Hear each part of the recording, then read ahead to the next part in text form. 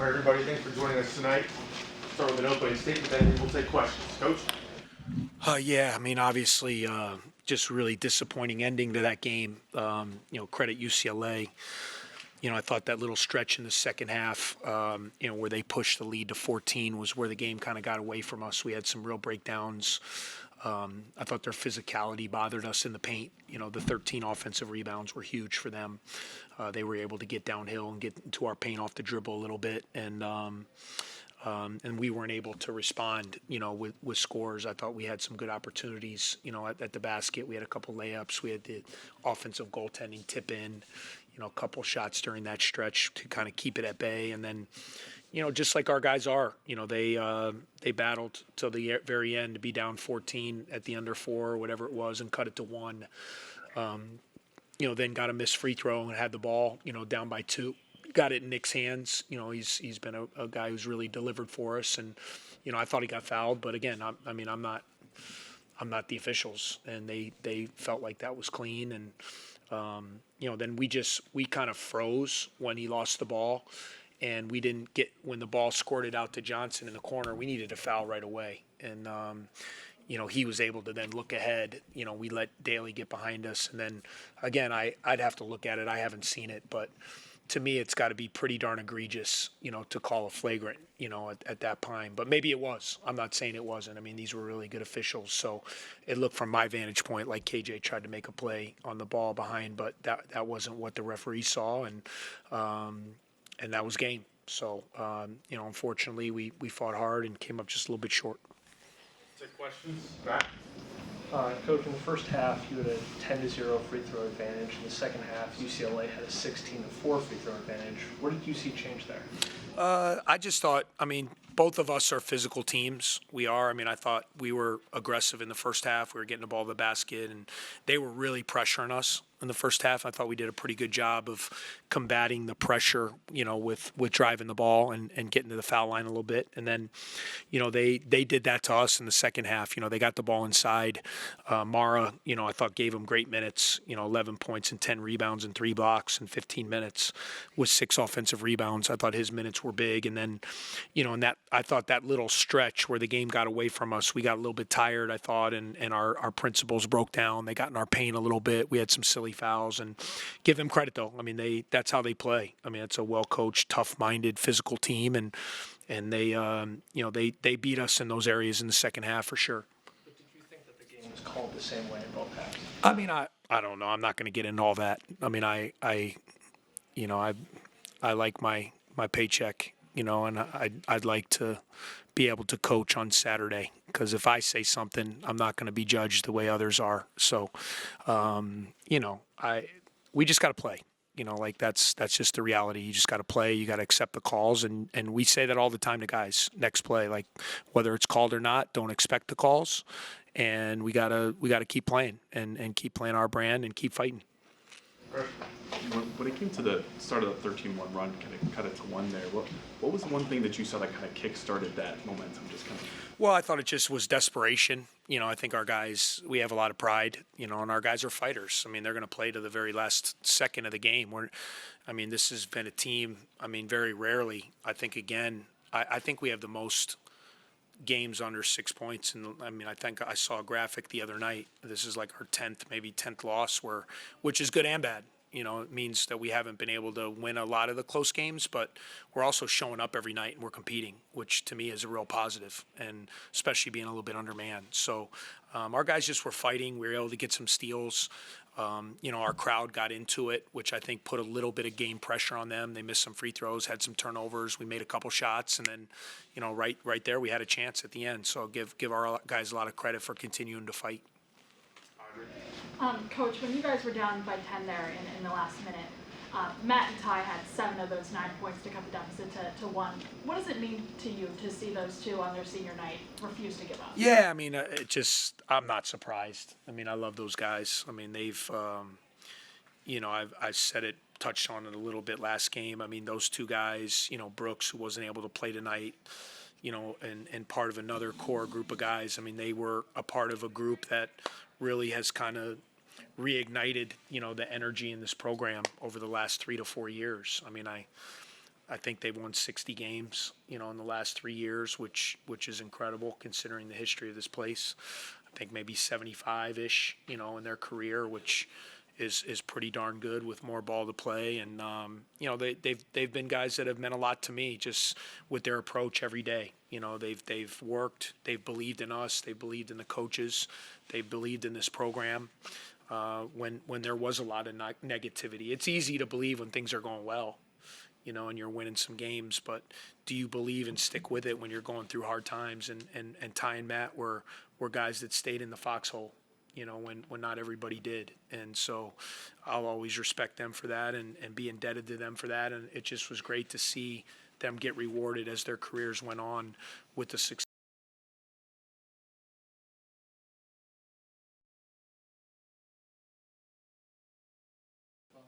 What was a day like for you emotionally, as far as not only this core group with their last home game, but also your oldest? This is his last run as well. Yeah, I mean, it was emotional for me for sure, and you guys know I'm a crier, so I'm gonna try not to cry.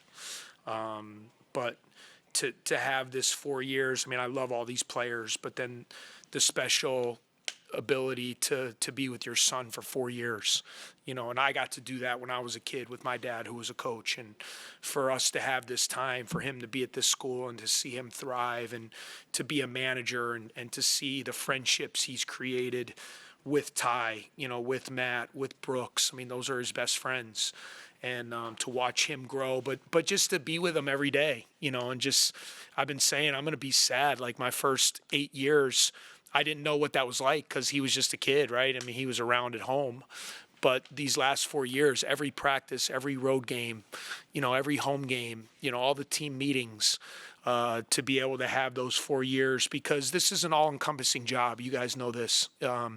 It's very much a family business, and your family has to be all in, and sometimes they have to sacrifice some things that I might have to miss, or things that mom has to be at and hold down the fort while I'm doing things here. And to have these 4 years with Ryan, man, has been really special, and so it was emotional for me, because I was just thinking about, honestly, I was thinking about when my press conference when I was announced as a coach, and he was a 10-year-old kid, and he had a broken leg. And he was on crutches, and he was this little pudgy kid. And now to see him walk out there as a 22-year-old stud made me really proud.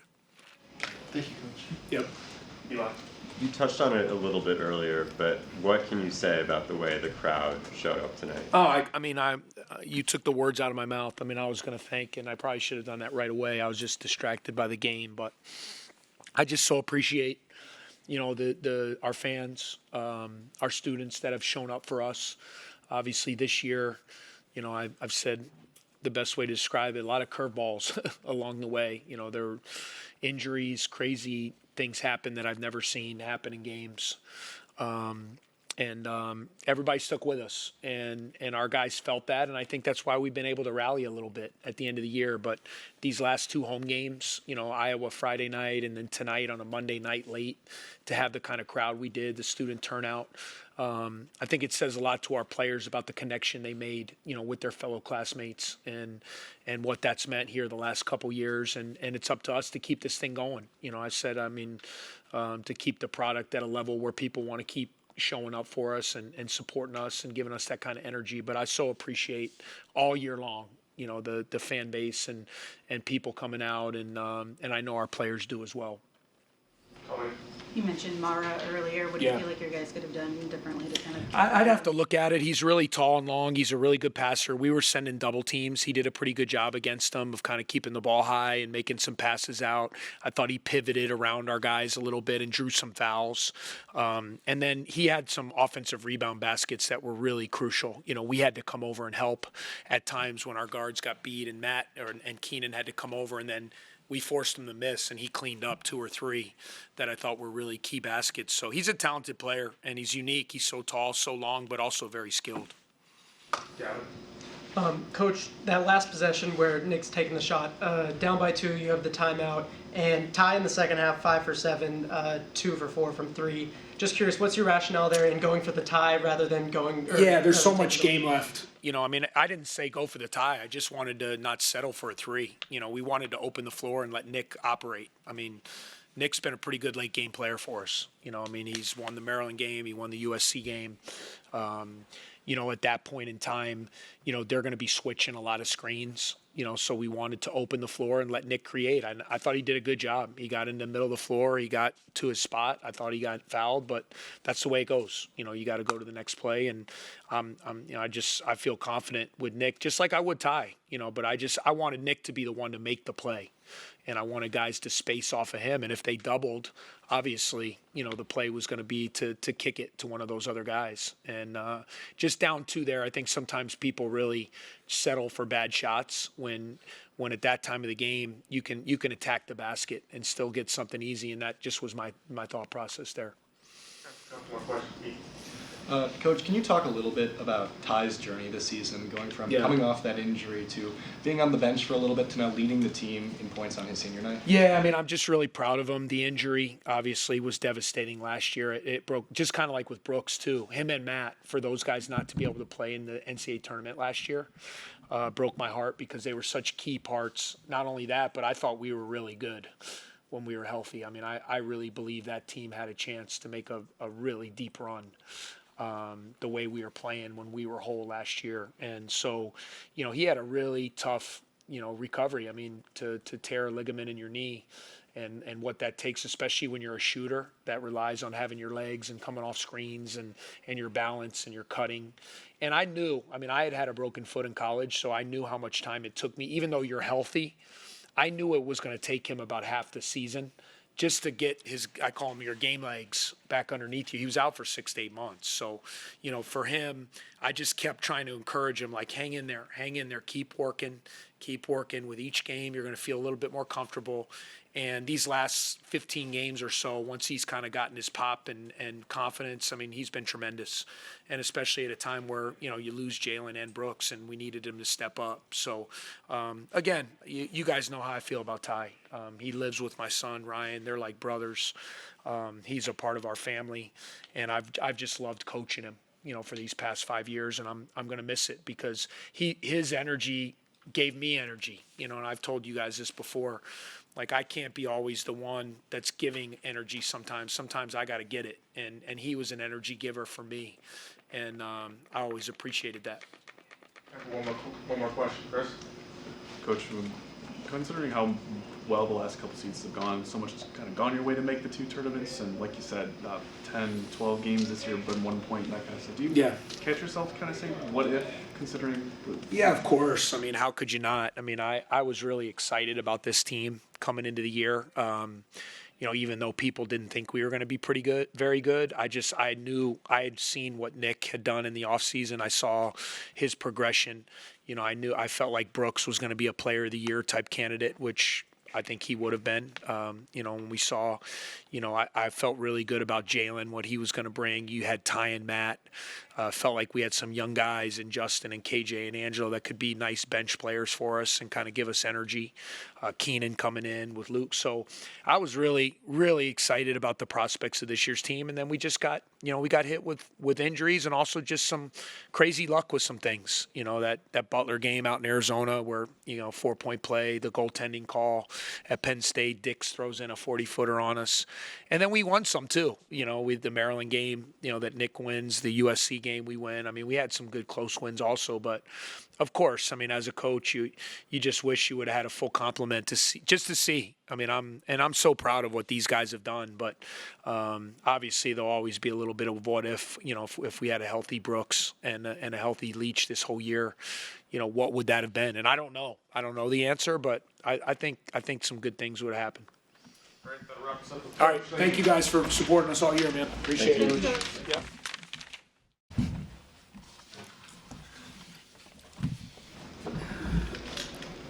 Everybody got Ty Berry, Matthew Nicholson here. We're ready for questions for these two. Otter? When you guys are down by 10 points with a minute left to play, what was going through your head?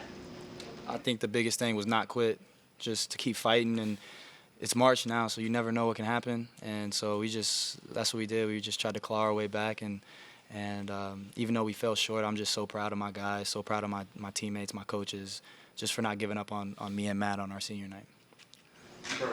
Yeah, both of you featured in that 2023 game in March Madness when UCLA pulled out a close win.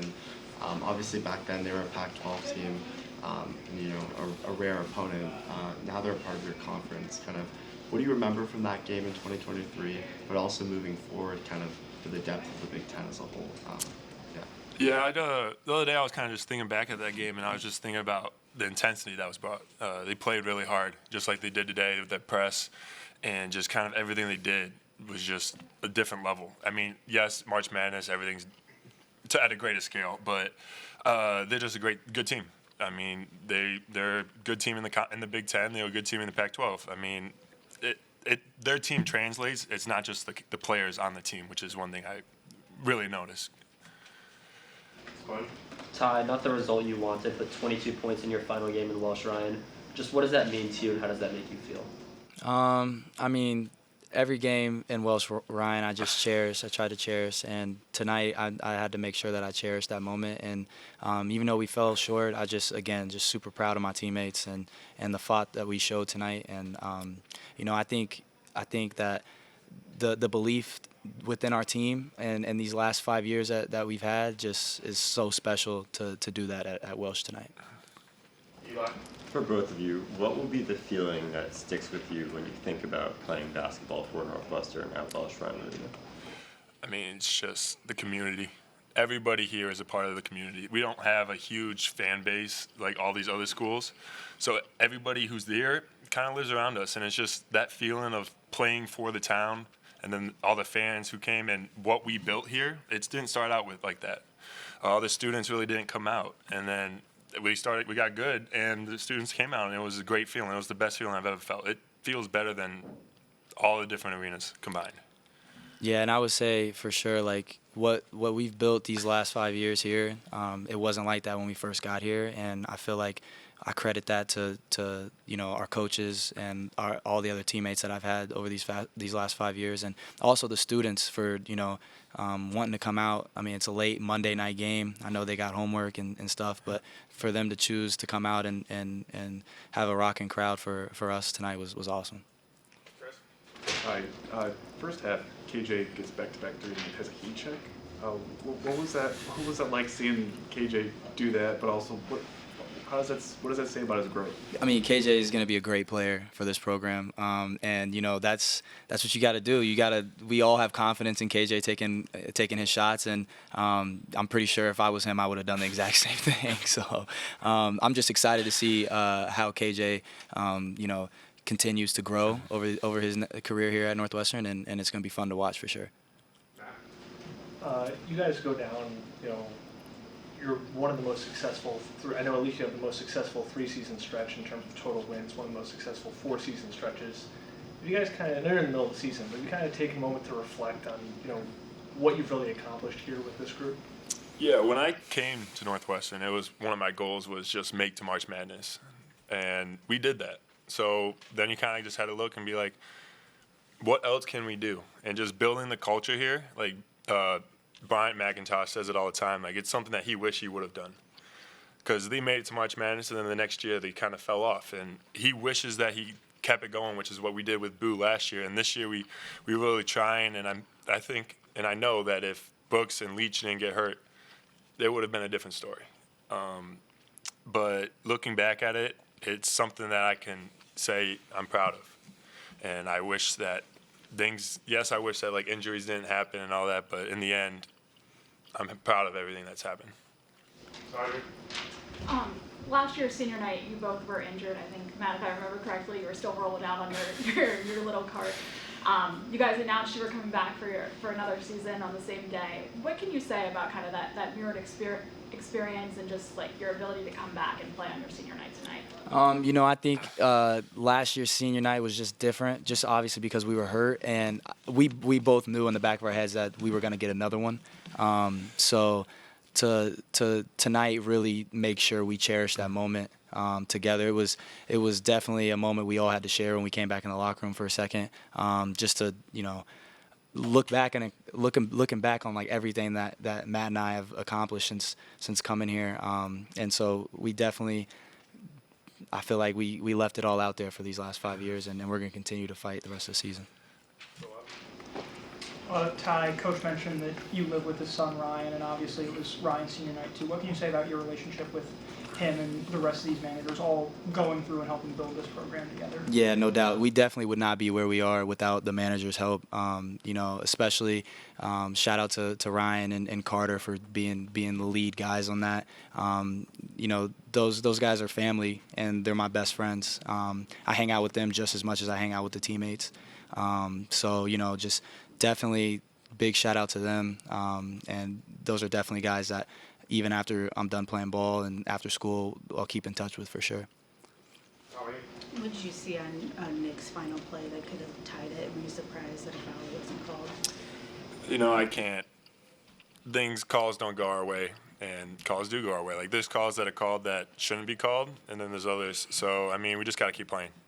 Now, we should have fouled after it. The worst free throw shooter had the ball. We should have fouled him. We still would have had a chance. We were only down 2 at that point. But we didn't. So, things just didn't go our way at the end, and that's okay. 12 conference losses means an at-large bid to the tournament is highly unlikely, but still potentially an opportunity in the Big Ten tournament. What's the mentality like as you look to potentially go and try to win that tournament? I feel like it's March, so you never know what can happen. If we get into the Big Ten tournament and make some shake, you never know. And I know that from our end, we're going to keep fighting till the end, and we're never going to quit. It feels like these last few games you guys have really kind of clicked after, obviously Brooks, Jalen go down. What do you think it is in these last, few games that has really allowed you guys to kind of find a new identity? I feel like it's definitely been our defense. Our defense has stepped way up these last 3 games, or 4 games, I guess, from previously throughout the year. And I think it's just taking pride just because, we lost Jalen and Brooks, and they scored a majority of our points, and so we knew that from now on out we got to get games in the low 70s and 60s for us to win. So I think it's our defense and taking pride on that end of the floor, and just continuing to do that. Any more questions? Before the game or after, did either of you guys, take a moment to just soak in the crowd, the feeling of that? Did that happen before as you were walking off? Definitely. When I was walking, when they were announcing all the seniors and that, it was a very sentimental moment. Last year, I had it. I was going out there in my crutches, though. I knew I was coming back. There was no place I'd rather be. So this year, it was hard to do it. It took a lot.